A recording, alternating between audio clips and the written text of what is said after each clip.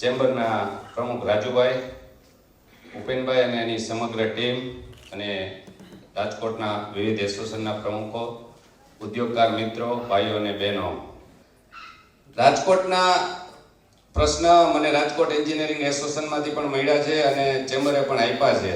એનું એક આખું ચેકલિસ્ટ કરી અને અમે જેટલા પ્રશ્ન છે એને સિંક્રોનાઇઝ કરી અને સરકારમાં રજૂ કરવાના છે અને બને એટલા વધારે એની પાછળ રહી અને અમે એ પ્રશ્નને સોલ્વ કરવાના પ્રયત્ન કરું છું એવું આપ બધાની વચ્ચે હું કહું છું.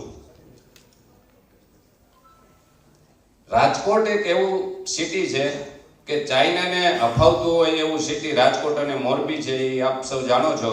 એ પૈકીની હું એમ વાત કરું તો ચાઇના ટાઇલ્સની અંદર, સિરામિકની અંદર, અને રાજકોટ છે એ ઉદ્યોગમાં, ફાઉન્ડ્રી ઉદ્યોગ અને ફોર્જિંગ ઉદ્યોગમાં ચાઇનાને અફાવે છે. રાજકોટ એક મિની જાપાન છે એમ કહી શકાય કે કોઈ પણ પાર્ટ્સ બનાવવો હોય તો અહીંયા બને છે. એમાં એરોસ્પેસના લઈ લ્યો કે રેલવેના લઈ લ્યો કે અનેક કોઈ પણ એન્જિન ઉદ્યોગના લઈ લ્યો.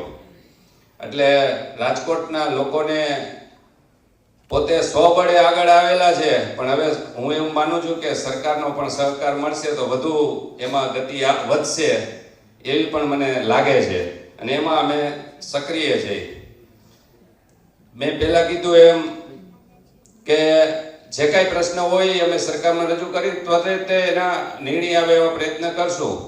પણ જ્યારે આટલા બધા ઉદ્યોગકારો હોય ત્યારે હું આપ સૌને એક મારી નાની એવી ટકોર પણ કરું છું.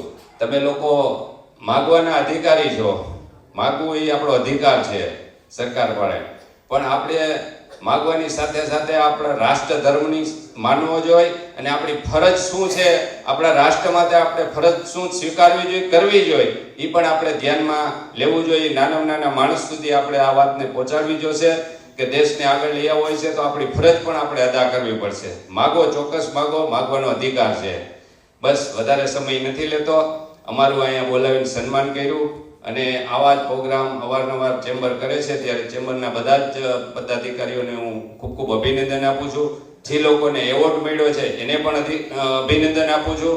જેને નથી મળ્યો અથવા એ મળવાને લાયક છે પણ આપણે એમ કહીએ છીએ એમ કે આપણને પણ ભવિષ્યમાં મળશે એવી દિશામાં આપણે મહેનત કરશું તો ચોક્કસ આપણને પણ આ સ્ટેજ ઉપર એવોર્ડ મળશે.